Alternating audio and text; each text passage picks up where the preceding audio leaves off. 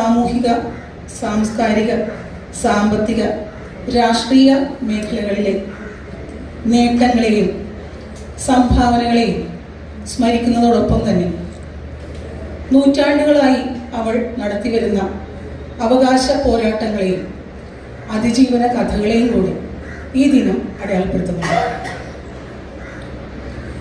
തീർച്ചയായിട്ടും വേറിട്ട ധാരാളം ഉദാഹരണങ്ങൾ നമുക്ക് ചൂണ്ടിക്കാട്ടാമെങ്കിലും സ്ത്രീയുടെ നില തുലവും പരിതാപകരം തന്നെയാണ്. സാധാരണ സ്ത്രീ ഇന്നും അവഗണനയുടെ അന്ധകാരത്തിൽ തന്നെയാണ്. അതുകൊണ്ട് തന്നെ സ്ത്രീയുടെ യഥാർത്ഥ ശക്തിയെക്കുറിച്ച് അവൾക്ക് സമൂഹത്തിലും കുടുംബത്തിലും ലഭിക്കാൻ അർഹതയുള്ള, അത് ഔദാര്യമല്ല, അർഹതയുള്ള സ്ഥാനങ്ങളെക്കുറിച്ച്, തുല്യ പ്രാതിനിധ്യത്തെക്കുറിച്ച്, അംഗീകാരത്തെക്കുറിച്ച്, പദവികളെക്കുറിച്ച് സമൂഹത്തിന് ബോധ്യമുണ്ടാകാൻ ഈ ആഘോഷങ്ങൾ ഉപകരിക്കട്ടെ എന്ന് ലോകം മുഴുവൻ സുഖം പകരാനായി സ്നേഹദീപമേ മിഴി തുറക്കൂ. പരീക്ഷണത്തിൻ വാൾമുനയേന്തി പടനിലത്തിൽ ഞങ്ങൾ വീഴുമ്പോൾ ഹൃദയശതിയായി രക്തം ചിന്തി മിഴിനീർ പുഴയിൽ താഴുമ്പോൾ താങ്ങായി തണലായി ദിവ്യൗഷധിയായി താതാ നാദാ കരം പിടിക്കൂ. ലോകം മുഴുവൻ സുഖം പകരാനായി സ്നേഹദീപമേ മിഴി തുറക്കൂ. കാരുണ്യ സംഘവേദി നേരത്തെ ആമുഖത്തിൽ സൂചിപ്പിച്ചതുപോലെ പാലിയേറ്റീവ് വിദ്യാഭ്യാസം, പ്രകൃതി സംരക്ഷണം, പൈതൃക മേഖല, ഈ രംഗങ്ങളിലെല്ലാം വ്യക്തമായ ഉദ്ദേശത്തോടുകൂടി മുന്നോട്ട് നീങ്ങുന്ന സംഘടനയാണ് കാരുണ്യ സംഘവേദി. പല പ്രവർത്തനങ്ങളിലും കാരുണ്യ സംഘവേദിയും OLTTI-യുമായി ഒരുമിച്ച് ചേർന്ന് പ്രവർത്തനങ്ങൾ ആവിഷ്കരിച്ചു വരുന്നുണ്ട്. അതിൻ്റെ ഭാഗമായി നമ്മൾ ഇന്നിവിടെ വനിതാ ദിനാചരണത്തിലും ഒരുമിച്ച് കൈകോർക്കുകയാണ്. ഈ അവസരത്തിൽ നിങ്ങളെവരെയും സ്വാഗതം ചെയ്യുക എന്നുള്ളതാണ് എൻ്റെ ദൗത്യം. 214 വീടുകൾ വെക്കുക എന്ന് പറഞ്ഞാൽ നിസ്സാര കാര്യമൊന്നുമല്ല. ഒരു ഭവനം വെച്ച് കഴിയുമ്പോൾ തന്നെ ചിലർ പറയണത് കേട്ടിട്ടുണ്ട്, എൻ്റെ ആയുസ് കുറഞ്ഞു. അപ്പോൾ ഒന്ന് ഓർത്ത് നോക്ക്, സ്ത്രീയുടെ ശക്തി എന്ത് വലുതാണ്. ഇതുപോലെ തന്നെ 20 വർഷം എഡ്യൂക്കേഷൻ ഡിപ്പാർട്ട്മെൻറ്റിൽ തന്നെ വർക്ക് ചെയ്ത നമ്മുടെ റെവറൻഡ് സിസ്റ്റർ ഫിലമൻ അവർക്കും നമ്മളിന്ന് ഇവിടെ ഓണർ ചെയ്യുന്നു. ഈ ചടങ്ങ് ഭംഗിയാവുന്നത് നമ്മുടെ ഓരോരുത്തരുടെയും ഒരു ചെറിയൊരു പങ്ക് വഹിച്ച് നമ്മൾക്ക് ഈ ദിവസം ഇവർ ചെയ്ത കാര്യങ്ങളും ഓർത്ത് നമ്മുടെ ഭാവി, ഈ മുന്നിലിരിക്കുന്ന കുഞ്ഞുമക്കൾ നമ്മുടെ ഭാവി എങ്ങനെയായിരിക്കണം എന്ന് കാട്ടിത്തന്ന ഈ 2 സിസ്റ്റേഴ്സ്, ഇവരെ നമ്മൾ മനസ്സിൽ ജീവിതകാലം മുഴുവനും കൊണ്ട് പ്രാർത്ഥിക്കുകയും അവർക്ക് നല്ലൊരു റിട്ടയർഡ് ലൈഫും നല്ലൊരു ഭാവിയും ഉണ്ടാവട്ടെ. എന്താ പറയുക, ധീരയായ ഇന്ത്യയുടെ പ്രധാനമന്ത്രി, അവരെ പറ്റി എന്തൊക്കെ ആക്ഷേപം പറഞ്ഞു ആ സമയത്ത്, അവരതിനെയൊക്കെ അതിജീവിച്ച് സധൈര്യം നിന്നുകൊണ്ട് എന്താ പറയുക, മന്ത്രിസഭയിൽ ഏക ആന്തരി എന്നാണ് പറഞ്ഞുകൊണ്ടിരുന്നത്. അങ്ങനെയുള്ള കരുത്ത് കാണിച്ച നേതാക്കളുള്ള രാജ്യമാണ് ഭാരതം. മാത്രമല്ല, ഇവിടെ നിങ്ങൾ കാണിച്ച നിരവധി ആളുകളുടെ ഫോട്ടോ, ആ വുമൻസ് ഡേയുടെ ഇതിനകത്ത് കാണിച്ച ആനി ബെസന്റ് അടക്കമുള്ള ഒരു ക്യാപ്റ്റൻ റാണി അല്ലേ വിജയലക്ഷ്മി, പണ്ഡിറ്റ് അടക്കമുള്ള ധീരയായ നേതാക്കന്മാർ ഈ രാജ്യത്തിന് മാതൃകയായിട്ടുണ്ട്. തീർച്ചയായിട്ടും എന്നും നമുക്ക് മാതൃകയായിട്ടും ഇൻസ്പിറേഷൻ ആയിട്ടുള്ളത് നമ്മുടെ മാതാക്കൾ തന്നെയാണ്. മാതാവ് അല്ലെങ്കിൽ അങ്ങനെയുള്ള ഒരു സ്ത്രീകൾ നമ്മുടെ ജീവിതത്തിൽ കാണാം. തീർച്ചയായിട്ടും ഈ ഒരു വനിതാ ദിനത്തിന്റെ ആശംസകൾ കൂടി നേരുന്നു. കാരുണ്യ സംഘവേദി ഇവിടെ സംഘടിപ്പിച്ച ഈ പരിപാടി നിങ്ങളോടൊപ്പം ആയിരിക്കാൻ സാധിച്ചതിലും അതിയായ സന്തോഷം രേഖപ്പെടുത്തിക്കൊണ്ട്, ന്യായാധിപൻ എന്ന് പറയുമ്പോൾ സാധാരണ കോടതി മുറിയിൽ ഒതുങ്ങി കൂടി ഒരു കോടതി എന്ന് പറയുന്ന ഒരു ഗ്ലാസ് കൂടാരമാണ്. അതിനകത്ത് പുറത്തിറങ്ങാതെ മനുഷ്യനോട് വർത്തമാനം പറയാതെ ഞാൻ നിഷ്പക്ഷമായിട്ട് മാത്രം തീരുമാനിക്കുന്ന ഒരു ജഡ്ജാണെന്നുള്ള ധാരണയിലിരിക്കുന്നതാണ് സാധാരണ ജഡ്ജിമാർ. എല്ലാവരും അങ്ങനെയല്ല. പക്ഷേ ഇന്ന് ആ സ്ഥിതികളൊക്കെ മാറി. ഞാൻ അങ്ങനെയായിരുന്നു. ഞാനത് ആ ചില്ലുകളെല്ലാം ഭേദിച്ച് ഞാൻ ജനമധ്യത്തിലേക്ക് ഇറങ്ങിയ ആളാണ്. എനിക്കതിനൊരു അവസരവും കിട്ടി. കാരണം കോടതിയിൽ ജോലി ചെയ്യുന്ന ക്രിയകൾ ഞാൻ വളരെ കുറച്ച് കാലം മാത്രമേ ഉണ്ടായിരുന്നു. 30 വർഷത്തോളം എനിക്ക് സർവീസ് ഉണ്ടായിരുന്നുള്ളൂ. 5 കൊല്ലം ഞാൻ legal service authority member secretary ആയിരുന്നപ്പോൾ എനിക്ക് സാധാരണക്കാരൻ, പാവപ്പെട്ടവൻ, അവിടെ ഏറ്റവും കൂടുതൽ കഷ്ടപ്പെടുകയും ദുരിതം അനുഭവിക്കുകയും വയലൻസിന് ഇരയാകുകയൊക്കെ ചെയ്തുകൊണ്ടിരുന്ന സ്ത്രീകളാണ്. അതുകൊണ്ട് ഏറ്റവും കൂടുതൽ സ്ത്രീകളോട് ഇടപെടാനും സ്ത്രീകളുടെ പ്രശ്നങ്ങളിൽ ഇടപെട്ട് അവർക്ക് നിയമസഹായം കൊടുക്കാനും ഒക്കെ എനിക്ക് ഒരുപാട് അവസരങ്ങൾ കിട്ടി. ലീഗൽ സർവീസ് അതോറിറ്റീസ് ആക്ട് എന്ന് പറയുന്ന ഇന്ത്യൻ പാർലമെന്റ് നടപ്പിലാക്കിയ നിയമം തന്നെ സാധാരണക്കാരന്, പാവപ്പെട്ടവന്, പ്രത്യേകിച്ച് സ്ത്രീകൾക്കും കുട്ടികൾക്കും മുതിർന്ന പൗരന്മാർക്കും നിയമസഹായം കൊടുക്കാൻ സ്ഥാപിതമായ ഒരു ഓർഗനൈസേഷൻ, ഒരു നിയമമാണ്. ആ നിയമത്തിൻ്റെ അടിസ്ഥാനത്തിൽ ഉണ്ടാക്കിയിട്ടുള്ള ഒരുപാട് ഫോറങ്ങളുണ്ട്. എല്ലാ കോടതിയിലും ഉണ്ട്. ഇന്ന് എനിക്കറിയാം, നിങ്ങൾക്കൊക്കെ ഇപ്പോൾ ലീഗൽ സർവീസ് അതോറിറ്റിയുടെ ക്ലാസ്സുകളൊക്കെ ഇവിടെ നടത്തി കാണും. ഞാൻ പ്രത്യേകിച്ച് ഞാൻ പരിചയപ്പെടുത്തേണ്ട കാര്യമില്ല. ഞാനായിട്ടാണ് തുടങ്ങി വെച്ചതെന്ന് എനിക്കത് പറയാൻ വലിയ സന്തോഷമുണ്ട്. ആ ഒരു ഞാൻ 2008 മുതലാണ് ഞാൻ ലീഗൽ സർവീസ് അതോറിറ്റിയുടെ മെമ്പർ സെക്രട്ടറിയായി പ്രവർത്തിക്കുന്നത്. അന്ന് ഏറെക്കുറെ എല്ലാ സ്കൂളുകളിലും നിയമ പാഠപുസ്തകങ്ങൾ ഞാൻ സപ്ലൈ ചെയ്തിട്ടുണ്ട്.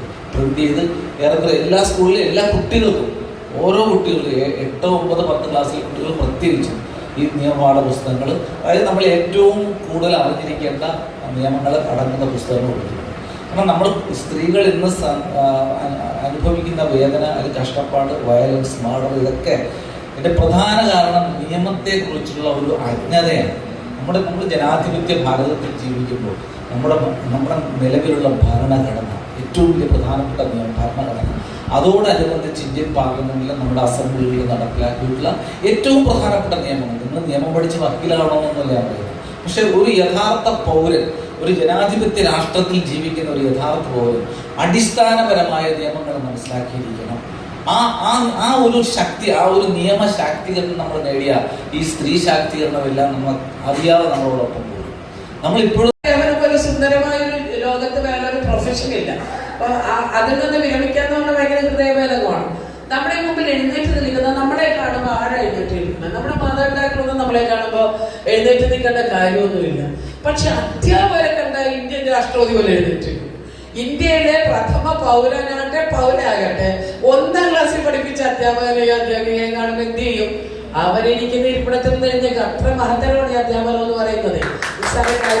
കാര്യമായിട്ട് പദവി എന്താണെന്ന് അറിയില്ല. ഞാൻ 5:30 മണി മുതൽ രാത്രി 11 മണി വരെ ജോലി എടുക്കുന്നതാണെന്ന് പറയാൻ ഒരു വീട്ടമ്മ പര്യാപ്തമാകാത്തിടത്തോളം കാലം, അവരുടെ പദവിയെ കുറിച്ച് അവർക്ക് ബോധമില്ലാത്തിടത്തോളം കാലം അവർക്ക് ബാർഗെയിൻ ചെയ്യാൻ പറ്റില്ല. അവരടുത്ത് ഇങ്ങനെയുള്ള വീട്ടമ്മമാരെ നോക്കിക്കൊണ്ടാണ് എന്തെന്ന് ചോദിക്കുന്നത്, ഭർത്താവ് നിനക്ക് എന്താ പണി? അപ്പൊ ഈ പെണ്ണോർക്ക് എനിക്ക് എന്താ പണി? അമ്മക്ക് മക്കളെ ചോദിക്കും അമ്മയ്ക്ക് എന്താ പണി? അപ്പൊ അപ്പോഴും വീണ്ടും നമ്മൾ ആലോചിക്കണം എന്താ പണി? അപ്പൊ രാവിലെ 5:30 എഴുന്നേറ്റ് തുടങ്ങുന്ന പടക്കളം പോലെ ഇരിക്കുന്ന അടുക്കളയിൽ കിടന്ന് പണിയെടുത്ത് കഷ്ടപ്പെട്ട് ഇരിക്കുന്ന നമ്മളോട് പണി പോലും അറിയാൻ പാടില്ലാത്ത എന്താ പ്രശ്നം എന്താണെന്നറിയാമോ? മാസത്തിന്റെ അവസാനം നമുക്ക് ശമ്പളവുമില്ല, ഞായറാഴ്ച അവധിയുമില്ല. ഞായറാഴ്ച അവധിയാണോ വീട്ടമ്മമാർക്ക്? ഏറ്റവും കൂടുതൽ പണി എന്താ? ഞായറാഴ്ചയാണ്. ഏറ്റവും കൂടുതൽ വിഭവം ഉണ്ടാക്കേണ്ട എപ്പോഴാ? ഞായറാഴ്ചയാണ്. അപ്പൊ ചുവന്ന അക്ഷരങ്ങളോ സൺഡേകളോ ഒന്നും അവധിയുമില്ലാതെ മാസത്തിൽ ശമ്പളം കിട്ടാതെ ഇപ്പൊ എന്തായാലും 1000 രൂപ സർക്കാർ പ്രഖ്യാപിച്ചുകൊണ്ട് അതെങ്കിലും ഒരു ബഹുമാനമുണ്ട്. ഞാൻ പറയുന്നത് ഭർത്താവിന്റെ അടുത്ത് നിന്ന് മേടിക്കണ ഒരു 5000. എല്ലാ ഭർത്താക്കന്മാരും അതിന്റെ പ്രാപ്തരായിരിക്കില്ല എന്നിരിക്കും. ഈ ഒരു വീട്ടു ജോലി നിങ്ങളൊരു ഫ്ലാറ്റിൽ പോയി ചെയ്താൽ എത്ര രൂപ ഒരു മാസം ശമ്പളം നിങ്ങൾ ആലോചിച്ചിട്ടുണ്ടോ? 25,000 രൂപ വരെ വാങ്ങുന്നുണ്ട്. അപ്പൊ 25,000 രൂപയ്ക്ക് ഫ്ലാറ്റിൽ പോയി പണിയെടുത്തിട്ട് പിന്നെയും വന്ന് പിന്നെ ഇരട്ടിപ്പണി അവിടെ എടുക്കുന്ന അതേ ജോലി തന്നെയാണ് നമ്മൾ വീട്ടിലെടുക്കുന്നത്. നിസ്സാരമായി തള്ളിക്കളയാൻ സാധിക്കാത്ത ഒരു പദവിയിൽ നിൽക്കുന്ന നമ്മൾ തന്നെ വിലയോ മൂല്യമോ കൊടുക്കാത്തത് കൊണ്ടാണ് നമുക്ക് മുന്നോട്ട് പോകുമ്പോൾ മറ്റുള്ളവരുടെ ഒരു സമയങ്ങൾ മുന്നിൽ കണ്ടുകൊണ്ട് നമുക്ക് സമൂഹത്തിന് വേണ്ടി, നമ്മുടെ കുടുംബത്തിന് വേണ്ടി, നമ്മുടെ പ്രസ്ഥാനത്തിന് വേണ്ടി നമ്മൾ പ്രവർത്തിച്ചാൽ സ്ത്രീകൾ ചെന്നെത്താത്ത ഉന്നതികൾ വളരെ കുറവാണ്. ഏത് പ്രസ്ഥാനത്തിലും ഈ കുടുംബശ്രീ എന്ന് പറയുന്ന പ്രസ്ഥാനം നമ്മുടെ ഈ എറണാകുളം കൊച്ചി കോർപ്പറേഷനിൽ കൊണ്ടുവരാൻ ഒരു കൈ കൊടുത്ത വ്യക്തിയും കൂടിയാണ്. ആദ്യകാലം 94-95 കാലഘട്ടങ്ങളിൽ അതിൻ്റെ റിസോഴ്സ് പേഴ്സണായിട്ട് വരികയും. ആരോടാണ് 2 വാക്ക് സംസാരിക്കേണ്ടത്? അനേകം ജീവിതാനുഭവങ്ങളിലൂടെ പിന്നിട്ട് ഇന്ത്യൻ ഭരണഘടനയും മറ്റു പല കാര്യങ്ങളും കൈകാര്യം ചെയ്ത മോഹൻദാസ് സാറിന്റെ വാക്കുകൾ ഒരുപക്ഷെ ഭരണഘടനയെക്കുറിച്ച് തന്നെ നിങ്ങളുടെ മനസ്സിലേക്ക് ഏതാനും ചില നാഴിക കല്ലുകളായി തന്നെ നിങ്ങളുടെ ഹൃദയത്തിൽ അവശേഷിച്ചിട്ടുണ്ടാകും എന്ന് ഞാൻ ഓർക്കുന്നു. എലിസബത്ത് മാഡം കഴിഞ്ഞ വർഷം പറഞ്ഞ വാക്കുകൾ ഒരുപക്ഷെ വനിതാ ദിനത്തിൽ അന്ന് നിങ്ങളുടെ സിരകളിലൂടെ ഓടിപ്പോയിട്ടുണ്ടായിരിക്കും എന്ന് ഞാൻ പറയുന്നു. തീർച്ചയല്ലേ? നിങ്ങൾ ഈ കഴിഞ്ഞ ദിവസം സിസ്റ്റർ ഫിലോമിനയുമായിട്ട് പങ്കുവെച്ചില്ലേ കഴിഞ്ഞ വനിതാ ദിനത്തിനെ കുറിച്ച്? ഓരോ വനിതാ ദിനങ്ങളും വരുമ്പോൾ അതിന് ഭാഗ്യം ലഭിച്ചവരാണ് നമ്മൾ ഓരോരുത്തരും. സാറിന്റെ വിലയേറിയ സമയം കാരുണ്യ സംഘവേദിയോടൊപ്പം OLTTയിലെ വിദ്യാർത്ഥികളോടൊപ്പം അറിവ് പങ്കുവയ്ക്കുവാൻ, നമ്മുടെ മനസ്സിലേക്ക് നാളേക്ക് വേണ്ടി അനേകം കാര്യങ്ങൾ പറഞ്ഞു തരുവാൻ സാറും സന്നിഹിതം. ഈ ഇരിക്കുന്ന പലരും, ഈ വേദിയിലിരിക്കുന്നവർ ഏതോ ചില അധ്യാപകരാൽ അക്ഷരജ്ഞാനം കുറിച്ച് ഉന്നതിയുടെ പദവിയിലേക്ക് എത്തിയവരാണിവർ. ഇവരുടെ പിന്നിൽ സമൂഹത്തിന്റെ വളർച്ചയിലും പുരോഗതിയിലും സ്ത്രീകൾ വലിയ പങ്കാണ് വഹിക്കുന്നത്. ഒരു സ്ത്രീക്ക് സ്നേഹമുള്ള അമ്മയും കരുതലുള്ള സഹോദരിയും നല്ല സുഹൃത്തും ശക്തമായ നേതാവുമായിരിക്കാൻ കഴിയും. കുടുംബത്തിലും സമൂഹത്തിലും സ്ത്രീകളുടെ സംഭാവന അത്യന്തം വിലപ്പെട്ടതാണ്. ആരുമില്ലാതെ ഭൂമിയാമടിത്തട്ടിൽ എറിഞ്ഞിട്ടു പോയൊരു പൈതങ്ങളുണ്ടിവിടെ. ആരുമില്ലാതെ ആശ്രയമില്ലാതെ അന്ധകാരത്തിൽ താഴ്ന്ന ജന്മങ്ങളുണ്ടിവിടെ. ഓമനിച്ച് പാലൂട്ടി താരാട്ടുപാടി മക്കളെ ഉറക്കി, വെയിലേറ്റ് ചൂടേറ്റ് വാടിത്തളർന്നു മക്കളെ വളർത്തിയ മക്കൾ തള്ളിക്കളഞ്ഞൊരു മാതാപിതാക്കളുണ്ടിവിടെ. ആശ്രയമേകാം, ആലംബമേകാം, ഹൃദയത്തോടിവരെ ചേർത്ത് നിർത്താം. അമ്മയാം ഭൂമിയിലുള്ളവരോടും സർവചരാചരങ്ങളോടുമെല്ലാം കരുണ കാണിക്കാം, കാതലേകിടാം, കരികോടെ ഇവർക്ക് തുണയേകി. പറയാനുള്ളത് കല്യാണം വേണ്ട എന്ന് പറയുന്ന ഈ സാഹചര്യത്തിൽ അല്ലെ, ഇപ്പോഴത്തെ പെൺപിള്ളേർ പറഞ്ഞത് കല്യാണം വേണ്ട എന്നാണ്. പക്ഷെ എന്തായാലും കൂടുമ്പോൾ ഇമ്പമുള്ളതാണ് കുടുംബം. നമ്മൾ എത്രത്തോളം ഉന്നതിയിലെത്തിയാലും നമുക്ക് കുടുംബം വേണം. കുടുംബം ഇല്ലാതെ നമുക്ക് പറ്റുക. അപ്പൊ അതുകൊണ്ട് ഇന്നത്തെ ആശംസ എല്ലാ വിധത്തിലും ആശംസിച്ചുകൊണ്ട് എൻ്റെ സഹപ്രവർത്തകർക്കും എല്ലാവർക്കും ദിനാശംസകൾ നേർന്നുകൊണ്ട് നിർത്തുന്നു. നമസ്കാരം. കാരുണ്യ സംഘവേദിയും ആയി ചേർന്ന് OLTTIക്ക് ഈ ഒരു 2026 വനിതാ ദിനം സെലിബ്രേറ്റ് ചെയ്യാൻ അല്ലെങ്കിൽ ആഘോഷിക്കാൻ കഴിഞ്ഞതിൽ സന്തോഷിക്കുന്നു. കാരുണ്യ സംഘവേദിയെ ഞാൻ ഒത്തിരി അധികം അഭിനന്ദിക്കുന്നു. എന്നെയും ആദരിക്കാൻ നിങ്ങൾ കാണിച്ച നല്ല മനസ്സിന് നന്ദി. ഇവിടെ നിങ്ങൾ ക്ഷണിച്ച വ്യക്തിത്വങ്ങളെല്ലാം സംസാരിച്ചത് കേട്ടപ്പോൾ ഒത്തിരിയധികം സന്തോഷം തോന്നി. കാരണം ഞാൻ എൻ്റെ കുട്ടികളോട് ഡെയിലി പറയുന്ന കുറേയധികം കാര്യങ്ങളാണ് മോഹൻദാസ് സാറും എലിസബത്ത് അസീസി എന്ന് പറയുന്ന മാഡം ഇവരെല്ലാവരും സംസാരിച്ചത്. കാര്യങ്ങളെല്ലാം ഡെയിലി ഞാൻ എൻ്റെ സ്റ്റുഡൻസിനോട് പറയുന്നതാണ്. ആണോ? സ്ത്രീകൾ ശാക്തീകരിക്കപ്പെടേണ്ടവരാണ്.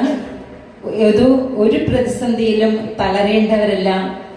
നമ്മളുടെ ഉത്തരവാദിത്വമാണ് നമ്മളുടെ സ്ഥാനം, അല്ലേ? നമ്മൾക്ക് വീട്ടിൽ കിട്ടുന്ന സ്ഥാനവും പദവിയെല്ലാം നമ്മൾ തന്നെ ഉണ്ടാക്കിയെടുക്കേണ്ടതുമാണ്.